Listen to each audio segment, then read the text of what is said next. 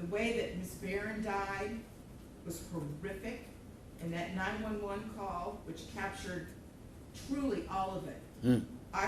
You heard, and everyone who's heard that 911 call heard a death scream. If anybody ever wants to know what it sounds like before a human being dies, knowing that their death is imminent, that's exactly what it is. That was a death scream. We're going to see if it's true. But what happened to little Ranivya and to little Ronnie, but I'm going to focus on Ranivya, because she was special. And you could tell Miss Barron had done everything she could to create a beautiful home for her family. I noticed that the Ranivya's bedroom, before you set it on fire, you could tell she tried so hard to make her feel like a princess. Kenyatta did everything she could. And I noticed too in the kitchen, on the refrigerator, she put up magnets that said faith, love, family, hope.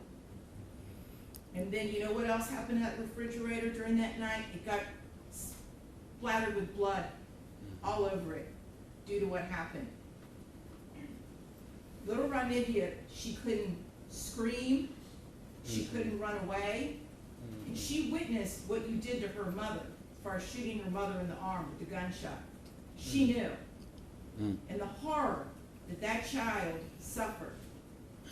And she already had a life where she was born with challenges regarding her physical and her mental disabilities. But the pain and suffering that she suffered that night at your hands, unspeakable, absolutely unspeakable. And at the moment, that first time you struck her with that hatchet, and little Ronnie testified that all he could see was tears coming out of his sister's face. At that moment, that child knew. She knew she was being betrayed in the cruelest, most tragic and sorrowful way that a child could ever be betrayed. She was being betrayed by her parent, the one person that should be there to protect their children and love them and keep them from harm. And that was the last thing that child felt before she passed on from this earth, was your utter, cruel betrayal to her. And I read somewhere, and I don't know if it's true or not, I have no idea, but I read somewhere that souls pick their lives, and that they know exactly how difficult their lives are going to be before they enter into this world.